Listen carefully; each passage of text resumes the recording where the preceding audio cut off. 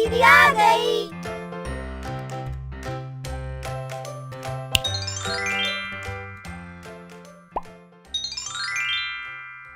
साधारण ब्याज इबारती प्रश्न।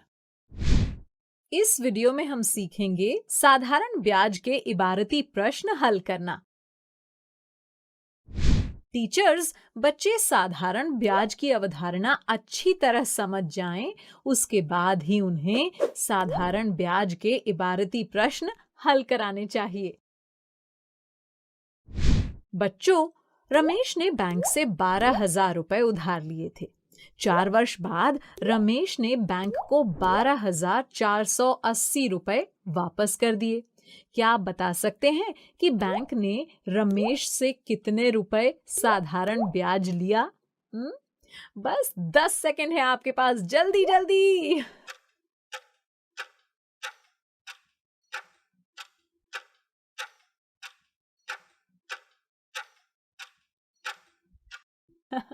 सही जवाब है 480 रुपए। कैसे? अरे देखिए, मूलधन है 12,000 रुपए और मिश्र धन दिया है 12,480 रुपए। हमें साधारण ब्याज निकालना है। मूलधन और ब्याज का योग मिश्र धन होता है, याद है ना? तो बस ब्याज निकालने के लिए मिश्र धन में से मूलधन घटा देंगे। तो ब्याज हुआ 12,480 रुपए माइनस 12,000 रुपए यानी 480 रुपए। यानी बैंक ने 4 वर्ष बाद रमेश से साधारण ब्याज के तौर पर 480 रुपए लिए। अच्छा, अब अगर इसी प्रश्न में 4 वर्ष की जगह 6 वर्ष का ब्याज निकालना हो तो क्या करेंगे? हमें तो यहाँ ये नहीं पता कि 6 वर्ष बाद बैंक कितने रुपए लेगा, यानी हमें मिश्र धन नहीं पता है, केवल मूलधन पता है। अब हम यहाँ ये सूत्र तो लगा नहीं सकते, तो अब क्या करेंगे? अरे बच्चों, आपने ध्यान दिया? यहाँ हमें 12,000 रुपए का 4 वर्ष का ब्याज तो पता ही है। अभी हमने निकाला था ना, कितना आया था? हाँ, 480 रुपए। तो बस एक एक नियम से 6 वर्ष का भी ब्याज निकाल लेंगे। तो 12,000 रुपए का 1 वर्ष का ब्याज हो जाएगा 480 बटे 4, 4 एकम 4, 4 दूनी 8 यानी 120 रुपए। इसलिए 12,000 रुपए का 6 वर्ष का ब्याज हो जाएगा 120 गुना 6, 12 छक्के 72 यानी 720 रुपए। यानी बैंक 6 वर्ष बाद 720 रुपए साधारण ब्याज लेगा। आइए एक और प्रश्न हल करते हैं। ममता ने सिलाई मशीन खरीदने के लिए 3,000 रुपए 6% वार्षिक ब्याज की दर से उधार लिए। 3 वर्ष बाद उसे कितने रुपए साधारण ब्याज देना होगा?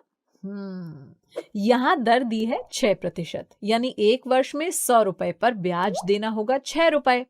तो एक एक नियम से 1 वर्ष में 1 रुपए पर ब्याज देना होगा 6 बटे 100 रुपए। इसलिए 1 वर्ष में 3,000 रुपए पर ब्याज देना होगा 3,000 गुना 6 बटे 100 रुपए। और इसी तरह 3 वर्ष में 3,000 रुपए पर ब्याज देना होगा 3,000 गुना 6 गुना 3 बटे 100 रुपए।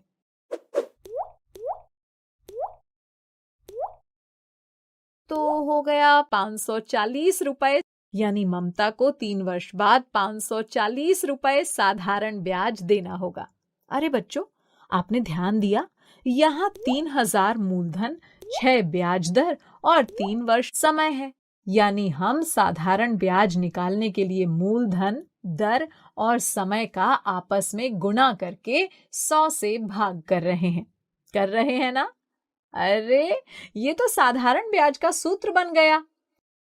अच्छा, अगर हम मूलधन यानी प्रिंसिपल को P से दर्शाएं, दर यानी रेट को R से दर्शाएं और समय यानी टाइम को T से दर्शाएं, तो हम साधारण ब्याज के सूत्र को ऐसे लिख सकते हैं।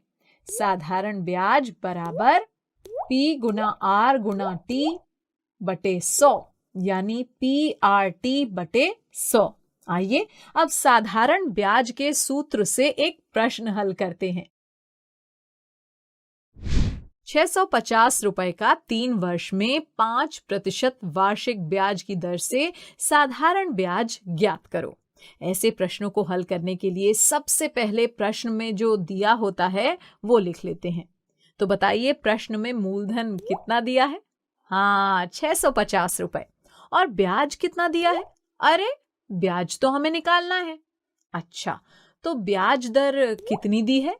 5% वार्षिक और समय 3 वर्ष। तो बस साधारण ब्याज के सूत्र में इन मानों को रख देंगे।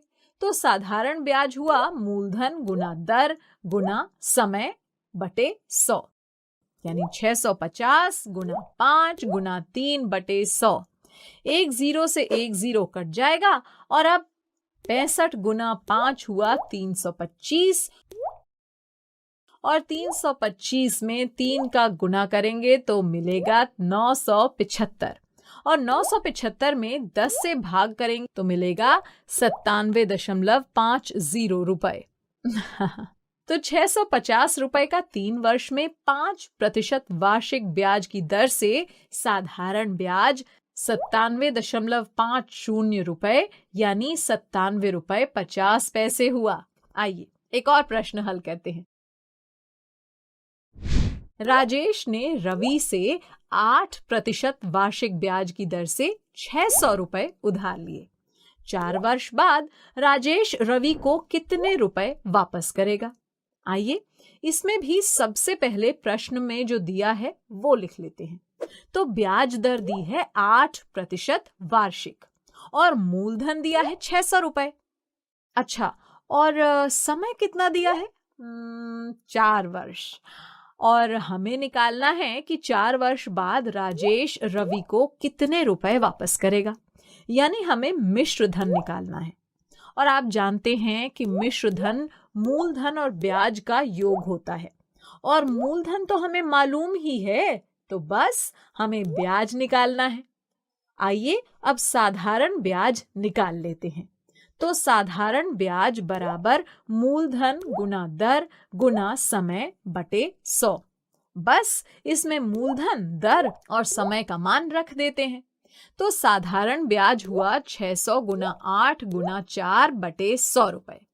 2 जीरो से 2 जीरो कट जाएंगे और 6 गुना 8 हुआ 48 और 48 गुना 4 हुआ 192 रुपए। आइए अब मिश्र धन निकाल लेते हैं। तो मिश्र धन होगा मूलधन प्लस ब्याज, यानी 600 रुपए प्लस 192 रुपए हुआ 792 रुपए। यानी 4 वर्ष बाद राजेश रवि को 792 रुपए वापस करेगा। टीचर्स बच्चों को साधारण ब्याज के इबारती प्रश्न का वर्कबुक में खूब अभ्यास कराएं।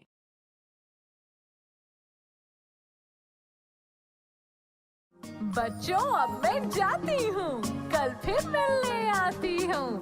इंग्लिश में अब होंगी बातें, मैथ सीखेंगे हंसते गाते। आपको ये वीडियो देखकर मजा आया ना? अगर आप इस वीडियो से संबंधित अन्य संसाधन जैसे कि अन्य वीडियो, गतिविधियाँ, क्विज इत्यादि देखना चाहते हैं तो अभी डाउनलोड करें संपर्क स्मार्ट शाला मोबाइल एप्लीकेशन। और हाँ, अगर आपको ये वीडियो अच्छा लगा हो तो इसे जरूर लाइक करें और भी नए नए वीडियोस देखने के लिए सब्सक्राइब बटन पर क्लिक करना न भूलें। मिलते हैं बहुत जल्द YouTube और संपर्क स्मार्ट शाला ऐप पर।